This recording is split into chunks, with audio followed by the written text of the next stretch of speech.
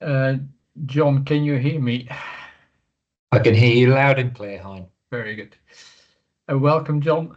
Great to have one of your twice a year updates to the committee. So you know the drill. You can assume people have had a chance to read it, but you live this day in, day out. So grateful if you can pick out the key points for us, and then we'll open up for comments.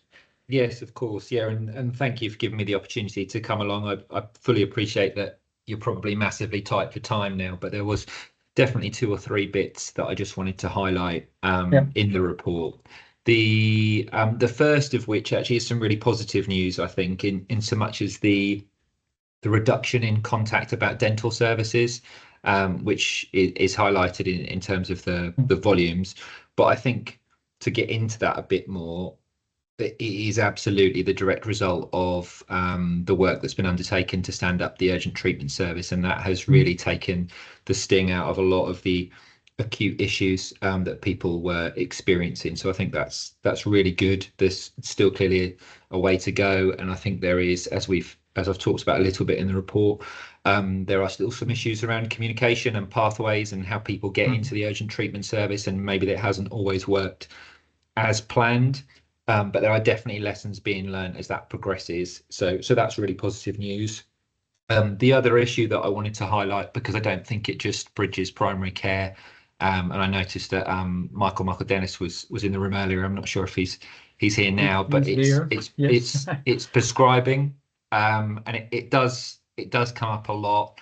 I think it will hit the ICB's agenda more and more as there are new treatments, and we see announcements, kind of in national news about the pressure that might be put on primary care for alternative treatments to be delivered there. And it is already a prevalent issue for us as it stands now in terms of maybe prescribers having clarity, prescribers maybe having the confidence to take on shared care agreements, or whether, kind of there is an assertion that the shared care agreements may not be appropriate to be taken on. I think there's definitely a pressure that we can see that is felt there.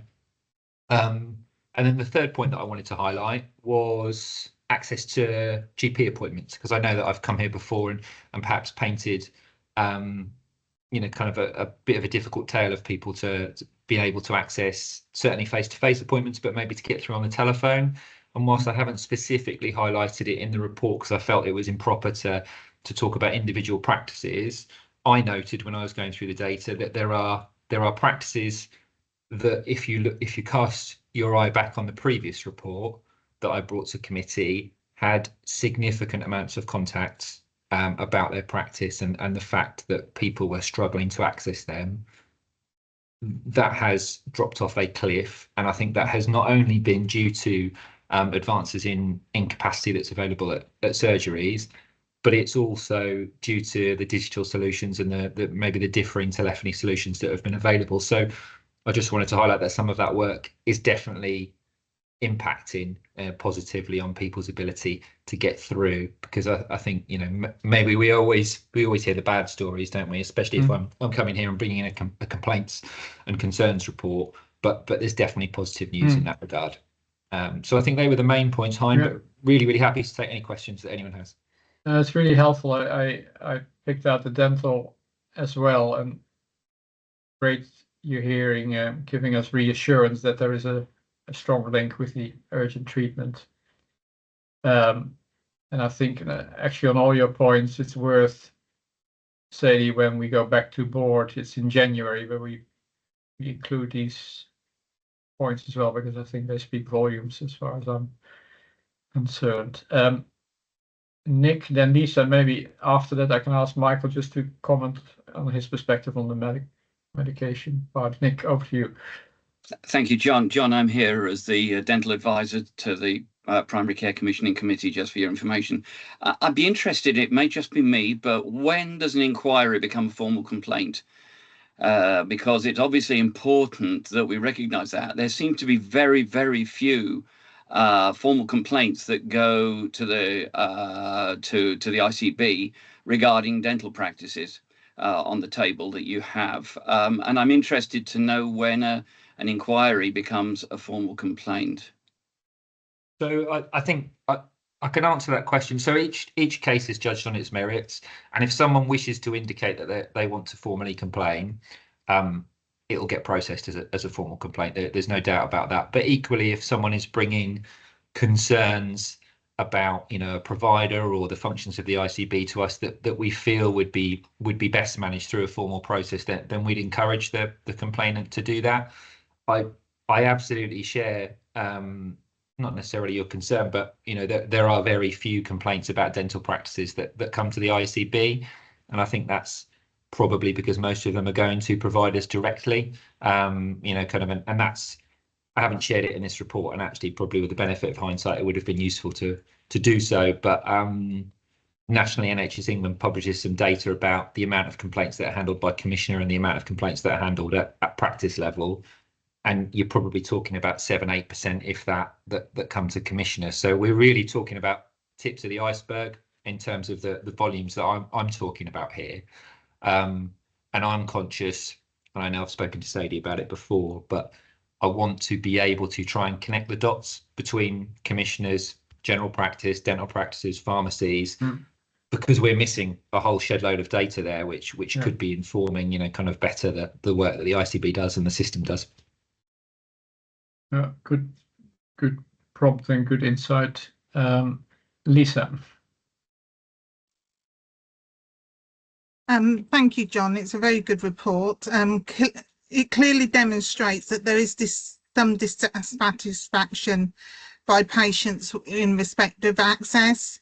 It is likely this will continue to be a theme as practices are reporting unprecedented demand, which is exceeding their capacity. It is also important to note that collective action is also having an impact, as many practices are now implementing or considering the implementation of safe working to protect their staff. And there is also a rally around to take more collective action steps too. So we need to be aware of that going forward. Thank you. Thanks, Lisa.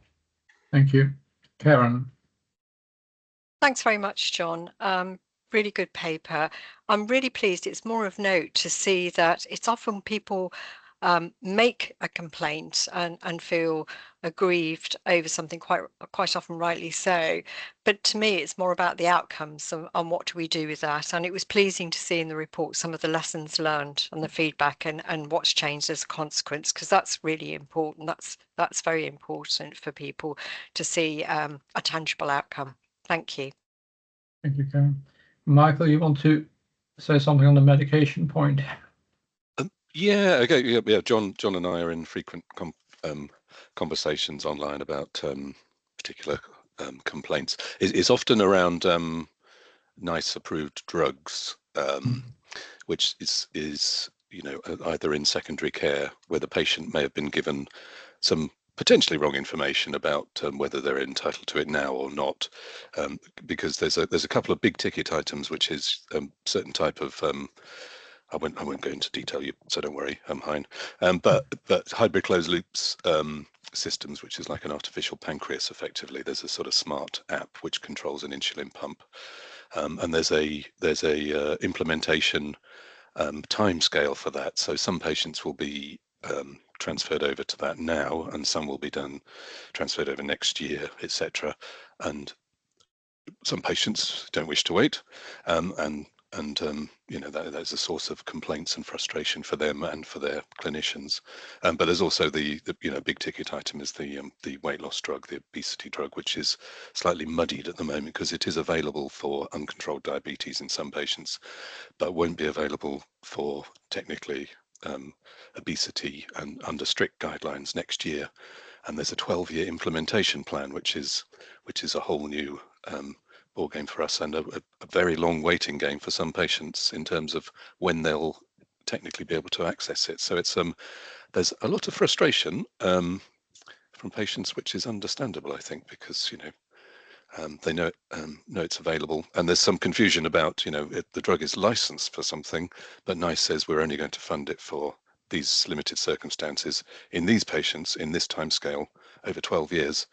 So Yeah. there's a lot of confusion and frustration, so which we understand and we deal with. Thank you. Well, thank you very much, John. I'll touch base with you offline on connecting the dots. I think there's a theme you're onto. So, but thank you very much for your update. A very helpful report. Thank you. We move to the next item, National Patient Safety Strategy.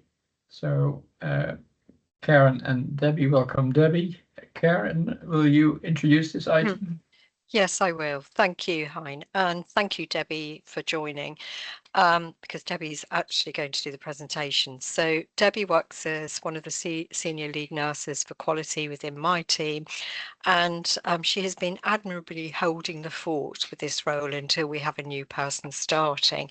But I've asked Debbie to come today to talk broadly about the NHS patient strategy. This very much is the first national strategy for improving patient safety, and it applies to all sectors. And it's recognised that it's needed a much more specific interpretation for primary care, and I'm hopeful that we can achieve that this afternoon. Thank you. So Debbie, would you like me to share the slides, or are you happy to? Yeah, maybe I can ask Debbie. I think this is possibly, or surely the most important item on the agenda, patient safety. But you can assume people have read the slides. So if you wouldn't mind picking out the main points you want to highlight for the committee, and then we can open up for questions. Thank you, Debbie. Of course, thank you, and thank you for the intro, Karen. I will just pop the slides on the screen just so you have some context about what we're talking about. But in the interest of time, I'll try and pick out the key points there.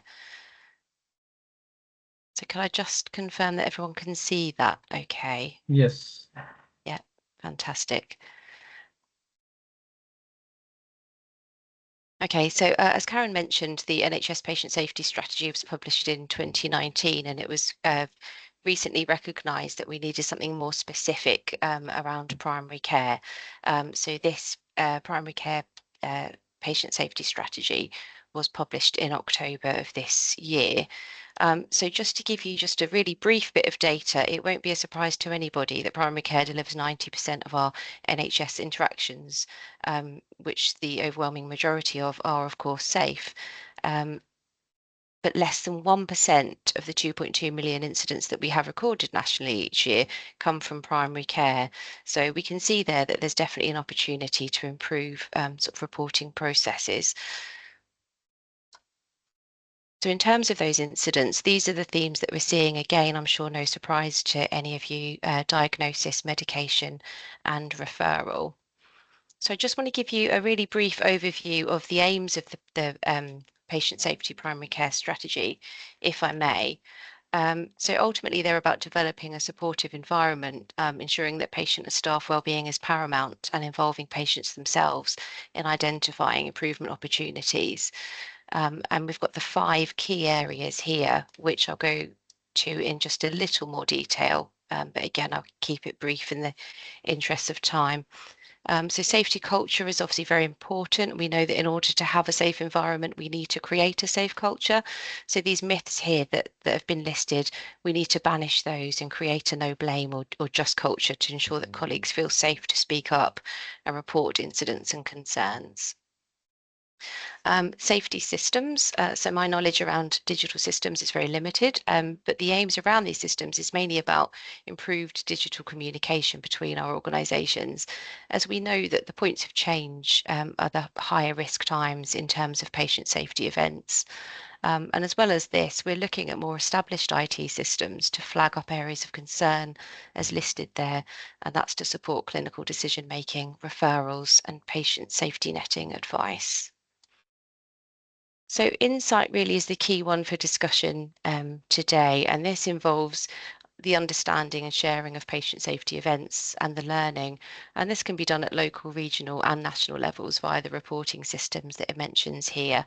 So as most of us will know, PSURF was launched in 2022 with an aim to improve insight.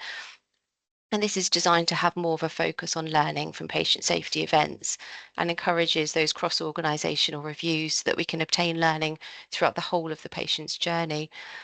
It also moves away from the time-consuming, often arduous RCAs, the root cause analysis, which ultimately aim to pinpoint those root causes of an incident, whereas the use of a systems-based tool such as this gives a much richer understanding of where improvements could be made. And PSERF encompasses a whole number of learning response tools. So to give you a quick example, it may be that a multidisciplinary team meeting with system partners or an after-action review would be a more appropriate tool for learning than the lengthy case note reviews and written reports that we've become so used to.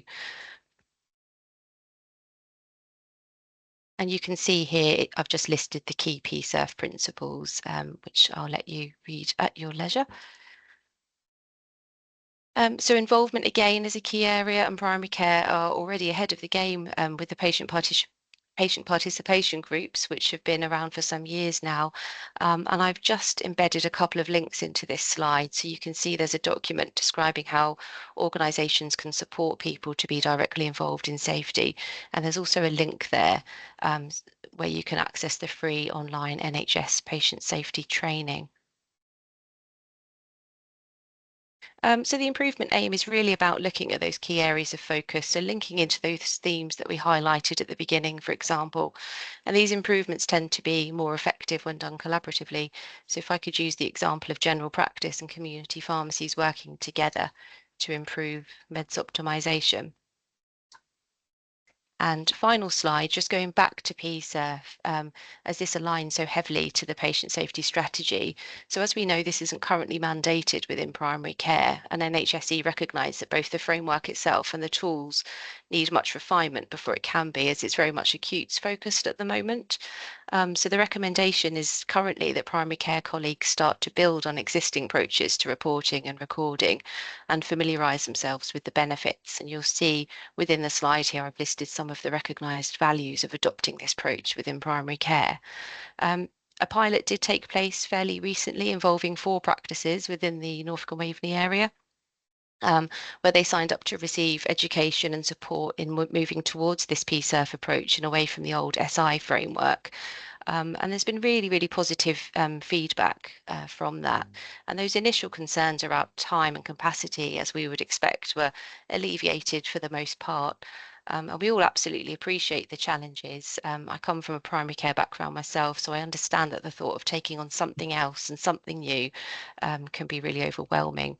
However, if we refer back to that slide earlier around the PSERF principles, you'll see that there's a big focus on proportionality and focusing effort where there's the greatest potential for improvement there.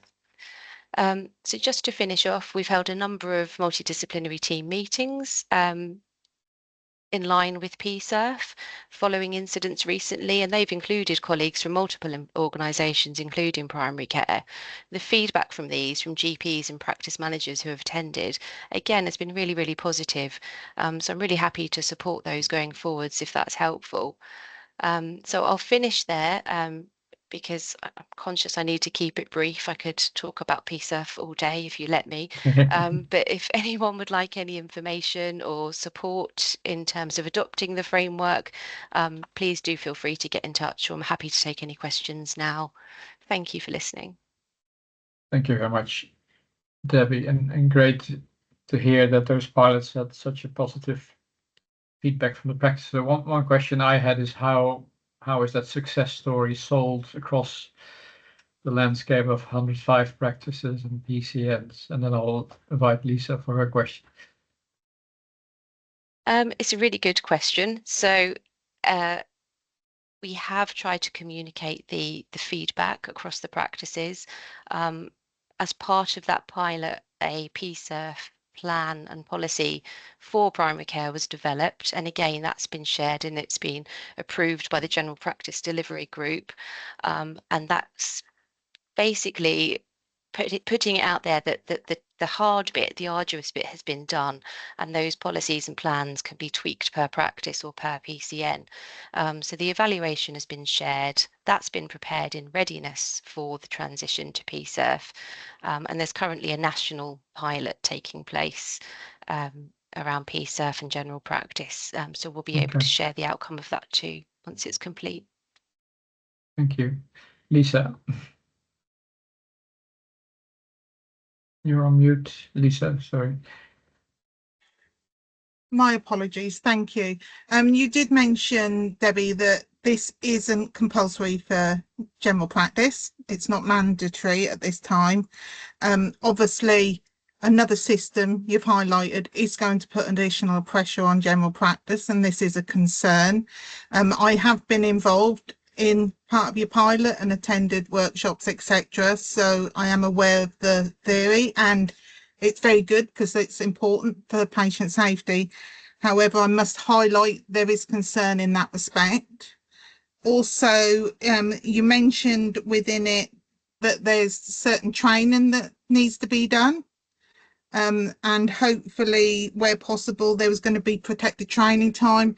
This is a big concern as well, because at the moment there's no provision for protected training or support or funding for this. So to actually roll it out across general practice, there is a number of obstacles to face in the first instance. Thank you. Thanks, Lisa. Thank you, Lisa. And yeah, as I say, I do completely appreciate the challenges.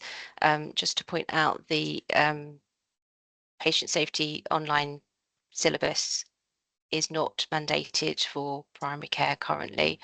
So it's there as an opportunity, if you like, although I appreciate, you know, at the moment where time and capacity is such a challenge, it's unlikely that people are going to be able to undertake any training that isn't mandatory, but it's there to support, as are we, you know, as a quality and sort of patient safety lead. I'm very happy to speak with any primary care colleagues to make this transition as straightforward as possible. And ultimately, the main aim is to then, although I appreciate that the initial part of the transition and the learning will take time, the aim is that in the long run, it'll save time and it'll save capacity, because as I mentioned, these really long-winded, arduous case note reviews and RCAs will become a thing of the past, and we'll have much more immediate learning and staff and patient support. Question, if I may, for Karen. So have you also I know e-service for acute, for instance, has been to quality safety committee, but has this, with the focus on primary care, been to quality safety committee? Because it might be worth doing that. Of course.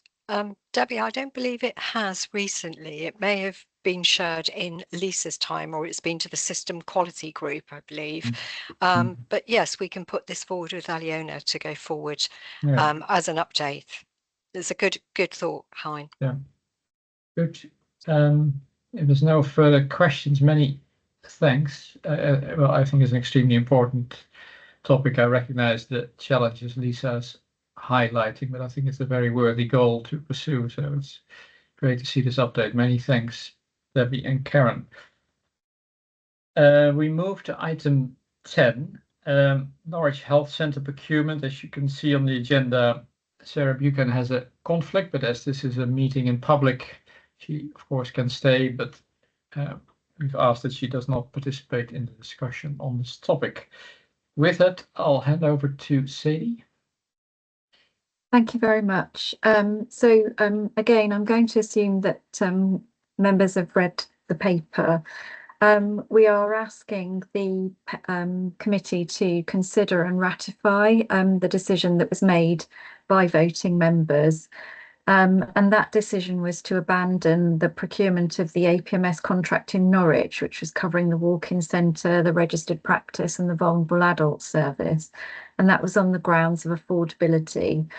We're also proposing an extension of the current services by way of placing a one-year contract for a period from the 1st of April 2025 after the previous one expires.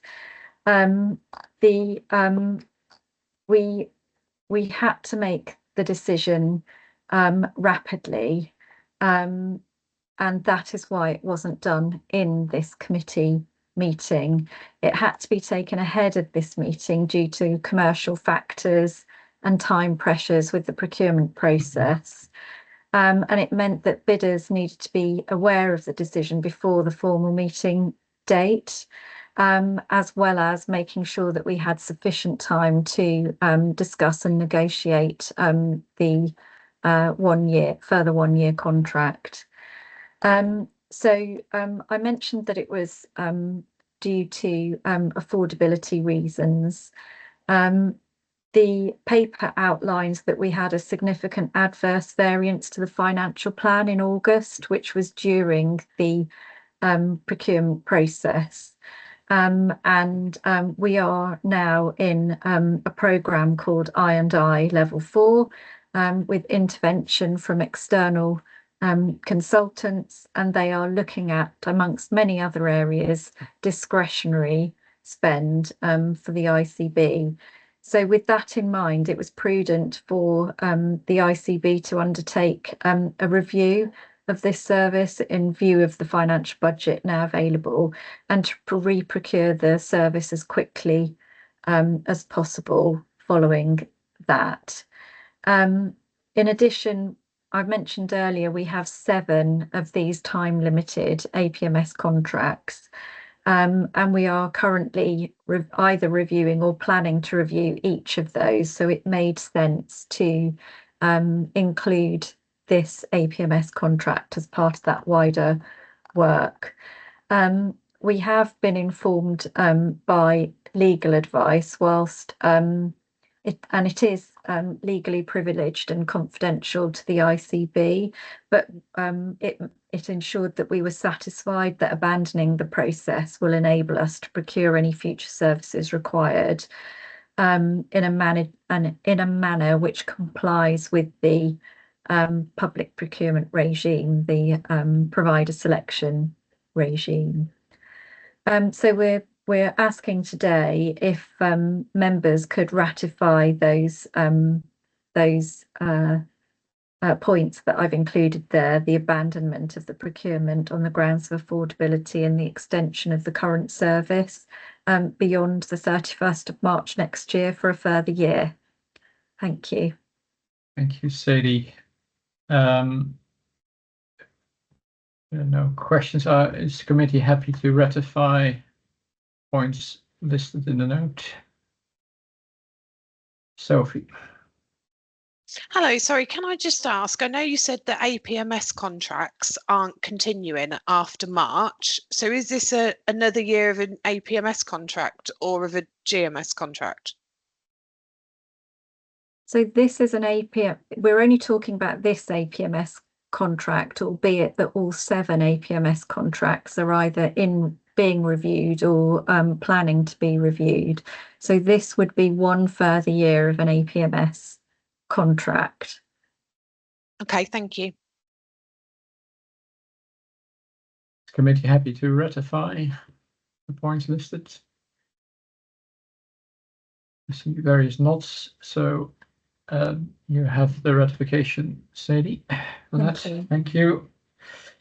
We move on to a series of reports. I think, Shepard, will you guide us through the delivery group reports?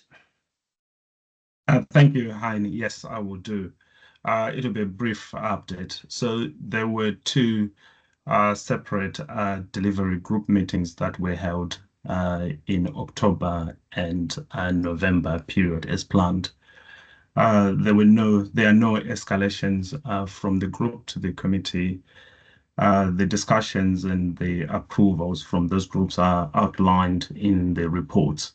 But just to highlight some of the approvals that were made, the practice boundary change request from Madeline was discussed and approved with a minor recommendation to monitor the impact for the next 6 months, which is really good. Then the proposal to recommission the locally commissioned services that are due to expire at the end of this financial year were approved with further work to be done around converting those to enhanced services just to supplement the core contract. Then the financial support under Section 96 process that was presented was also approved.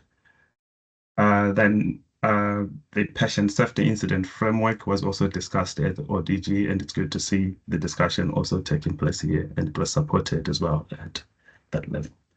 So that's for the GP community pharmacy ODG. I will also report on the dental delivery group. Again, there were 2 separate meetings that took place as planned, and there are no escalations again from that group.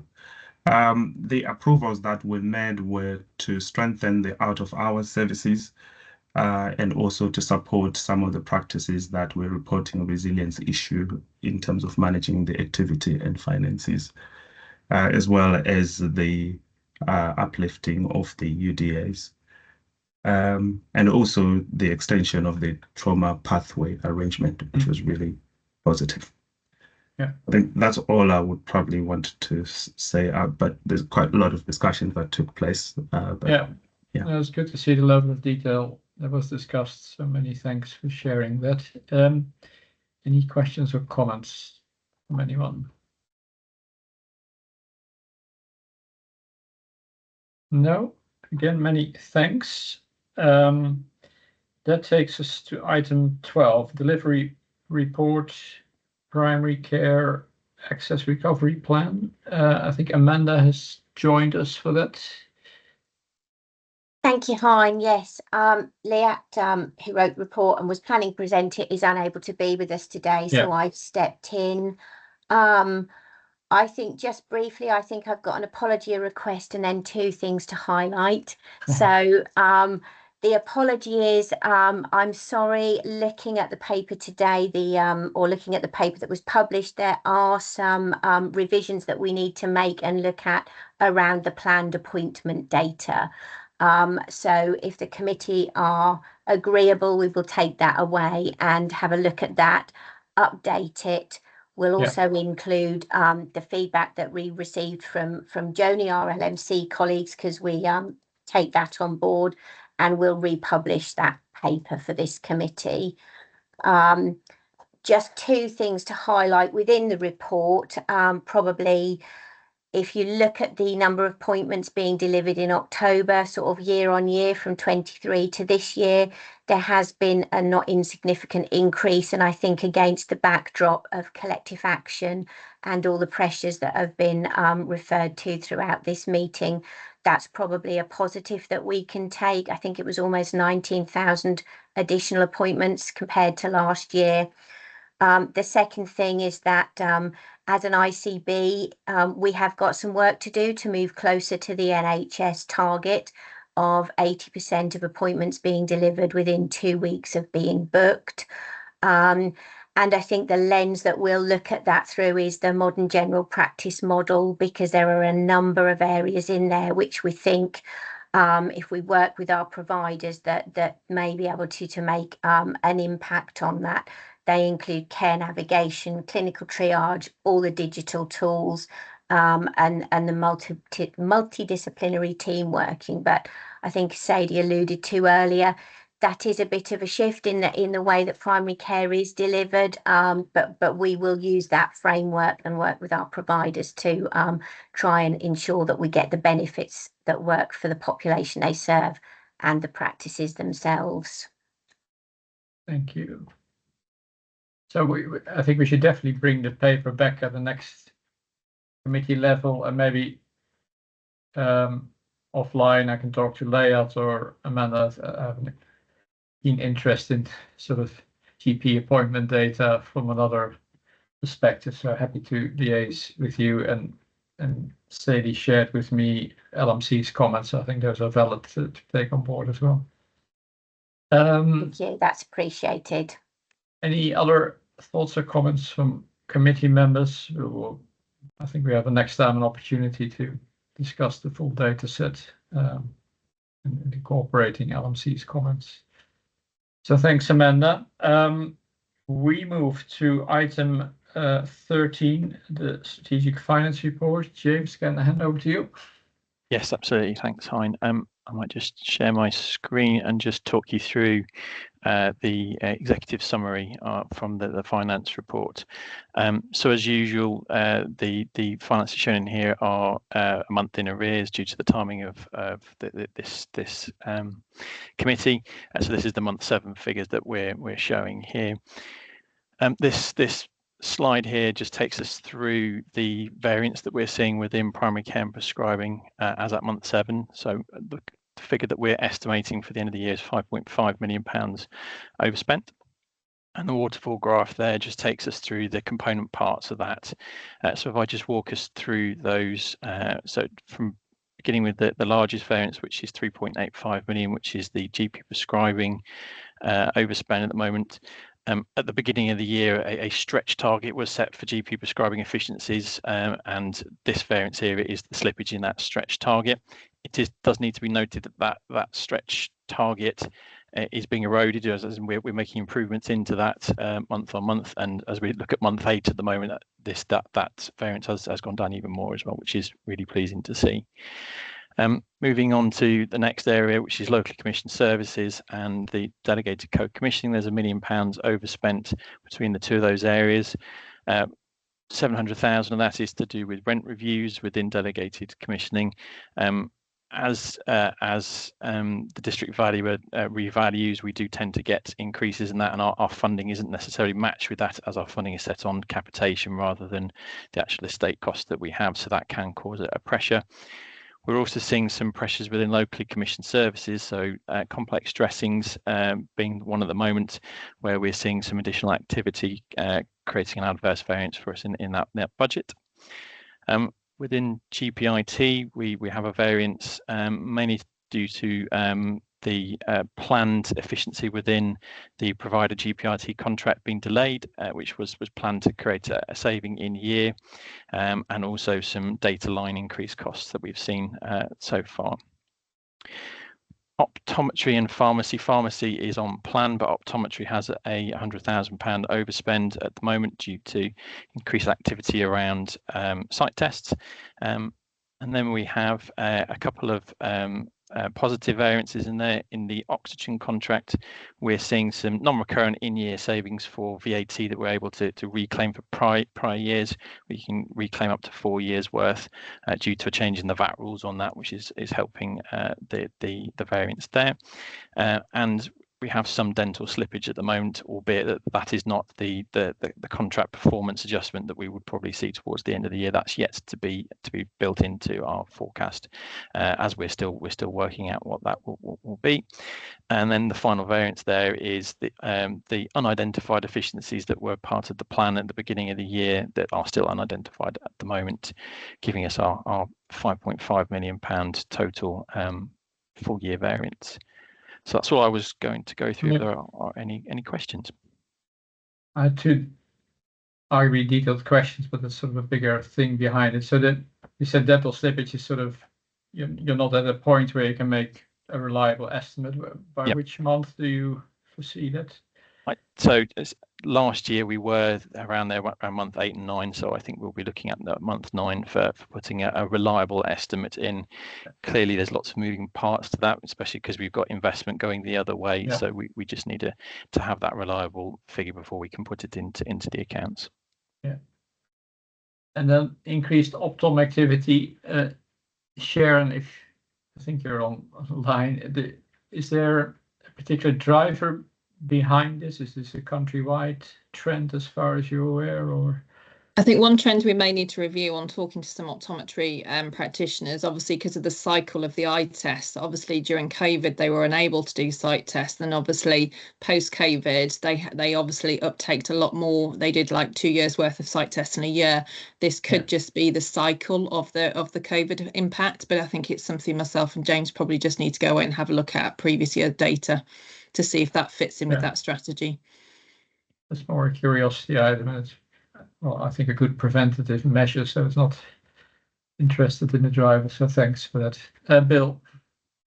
It's just a question about the unidentified savings still being unidentified, and here we are over halfway through the year. So is there a timetable for that, or does that just run for the year? What's What's the plan for those? So with the unidentified efficiencies, clearly it's the balancing figure between what we needed at the beginning of the year to balance to get a break even and where we are. Absolutely, we're still asking for all and any means to fill those with identified efficiencies. Our PMO team work all the time with operational colleagues on what we can do and work up plans.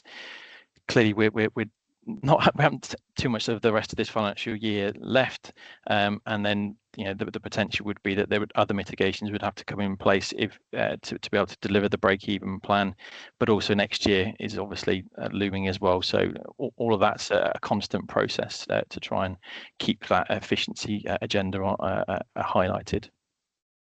I think for balance, good to look at section 4 of the pack where it shows some of the efficiencies delivered. So it's, I think your point is valid, but it's also nuanced that there's a huge chunk being delivered at the same time. Good. If there's no further questions, excellent update. Many thanks, James, for that. Next is a terms of reference review. Sharon, I believe you will introduce that. I will, thank you, Hein. Just to give a brief summary, take the paper as noted, just to inform the Primary Care Commissioning of proposed changes to meeting schedules for the 25-26 year. Members will be aware that back in March 24, the board approved amendments to the terms of reference for the Primary Care Committee and for our delivery groups. And for that, we saw the meeting schedule for the Primary Care Committee go to quarterly meetings, with the delivery groups being held 2 months out of a quarter. Throughout the process of the last year, we've reviewed the operational effectiveness of this arrangement, and we're actually proposing a change to the meeting schedule, which would bring back the Primary Care Committee and delivery groups to be heard on alternate months, so therefore 6 per year for each.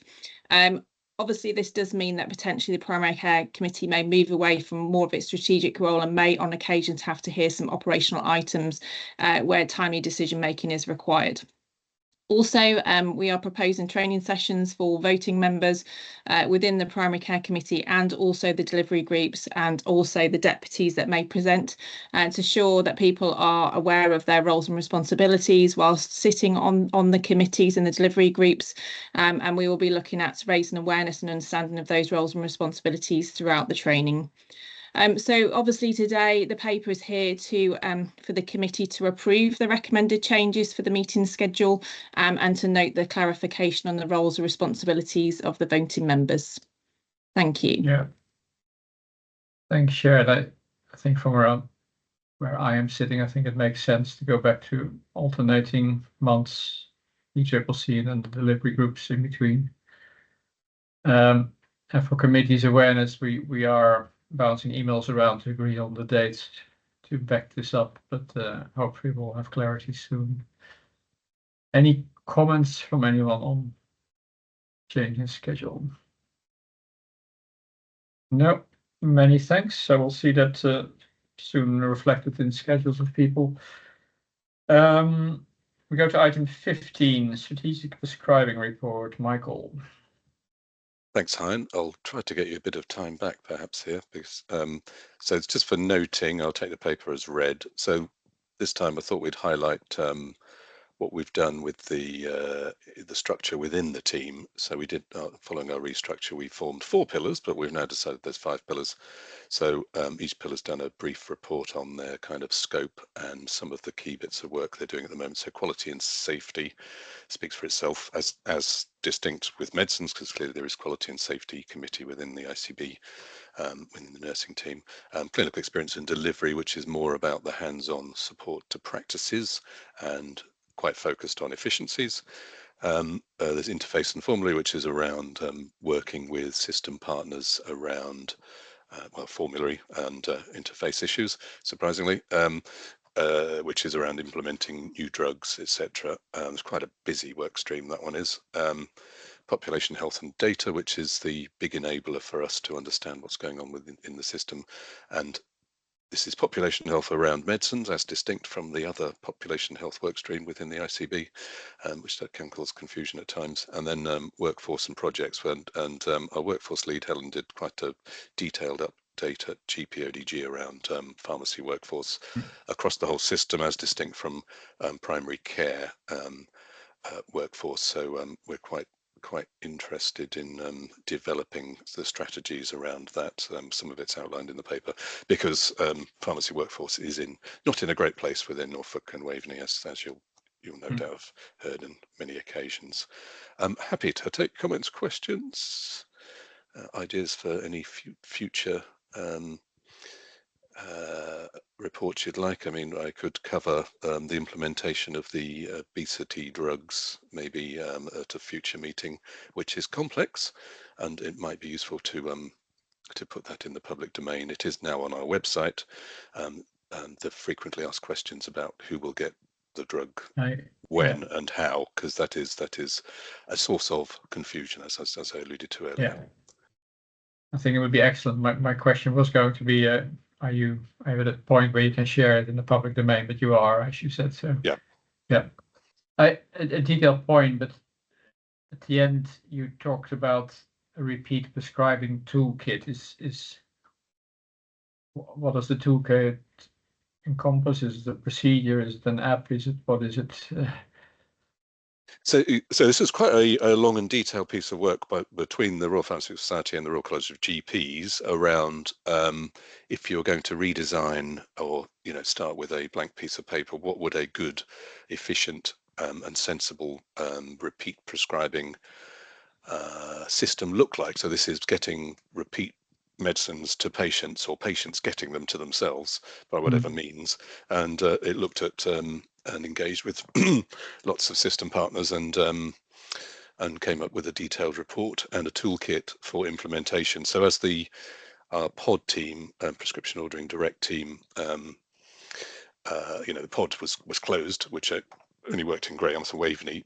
We wanted to morph that into, because we knew this was coming, a small implementation team who's working with practices to improve their systems, to streamline them to how they optimally should operate, because getting repeat prescriptions should be relatively easy, and it mostly is, with the NHS app and online systems, but it's not as easy as it should be, and a source of problems within the system. So it's implementing that toolkit. I mean, we haven't put the link there actually, which I normally put links in. You can look at it. It's quite long, but take my word for it. We're working with in the minutes. partners. We'll put it in the minutes. Okay. With a health warning. It's a long document. Thank you, Michael. Any questions for Michael? And maybe on the forward plan, we could put indeed the obesity drug, as Michael referred. Thank you, Michael. We move to item 16, PSRC. Sharon. Thank you. Just a note for the committee, I see that potentially on the admin control there's a slight mix-up with some of the papers in terms of the sequence. So first of all, the 16B reports are the quarterly reports from PSRC. I am going to take those as duly noted because I don't think there's anything that of concern needs to be discussed. However, happy to take questions. I think it's better for us to concentrate on the Herts and West Essex MOU in terms of reference paper. Unfortunately, the appendixes fell above the paper, so I'm just going to summarise the paper. I appreciate the MOU is quite long and may have taken some time to read, so I just thought it best to summarise that in brief. The committee will be aware, once the pharmaceutical services came over to Norfolk and Waveney ICB in April 2023, it was agreed as part of that delegation that the pharmacy and optometry contracting team would transfer as one team, and that would be hosted by Herts and West Essex ICB for all of the 6 ICBs across the east of England. This was governed by an MOU which set out the responsibilities split between the ICB and the hosting function. This also included the formal governance of matters related to the pharmaceutical services contracting, which is done through the Pharmaceutical Services Regulatory Committee, or the PSRC. Basically, in terms of the MOU, obviously having worked in the function for 12 months, it was decided that a review of the MOU was required, and there was a series of touchpoint meetings that was arranged between Herts and West Essex and the 6 ICB to discuss any imminent changes that were decided for the MOU. Within that, and I think the key things to note in terms of changes was there was an addition of some ICB commissioning responsibilities in relation to fitness matters. There was an addition of additional processes to provide assurance. Now, this was actually driven from our internal tier audit. So therefore, any audit programmes that happen within Herts and West Essex that are relevant to the PSRC, it will be ensured that the findings and outputs of those will be communicated to the appropriate ICB as and when necessary. And also we queried the element in the quality and optometry requirement, which is a contractual function. There wasn't anything relevant to this in the MOU. And we've managed to have this added as something that needs to be reviewed going forward in terms of the findings and the outputs of the QIO and how that will be reported and shared with the respective ICBs. So the terms of reference in the MOU have been updated, and the paper today is brought to yourselves for approval of the updated MOU and the terms of reference. I'm happy to take any questions. Yeah, and these are the meetings you're the representative of the ICB yet, is that correct? Unfortunately, I'm not able to be a representative because pharmacy regulations state that due to my locum work as a pharmacist, I'm unable to attend, but we do have representation with my commissioning manager, Greg Sider. Okay. Good. So, as you said, there's quite a bit of detail. Are you and colleagues satisfied that any changes are valid, or is there anything you want to highlight we should be concerned about? No, I think the 2 additions that we requested to be added, which was the government's output of the tier audit and also the quality and optometry to give some focus on the team on optometry because it tends to be quite pharmacy heavy. They were both suggested by ourselves and they were both added into the MOU. So we are satisfied with the changes that have been made. Good. So is committee satisfied with these updates? I see various nods. So you have the support. Many thanks. Thank you. Then 17, we stay with you, Sharon, for the optometry report. Yes, again, it's a very small report in terms of the quarterly report that comes from the contracting team. Again, we'll take it as duly noted, but the only thing I wanted to highlight was as part of our assurance governance back to NHS England at the end of the year, one of the things that was marked as amber was the contract variations, which was a mandatory reissue of contracts for optometry contractors. The reason it was amber is that we sat with quite a high volume still sat to be processed, but as you can see from the most recent report, all the contracts have now been issued. There is just one waiting for signatory, which gives us hope that by the end of this year we will move that assurance to green for the assurance document. Yeah. Good. Any questions for Sharon on that one? No. Any thanks. There are some items for information in admin control, as you may have seen. If there's any questions or comments, please raise your hands. That leaves AOB. Anyone for AOB?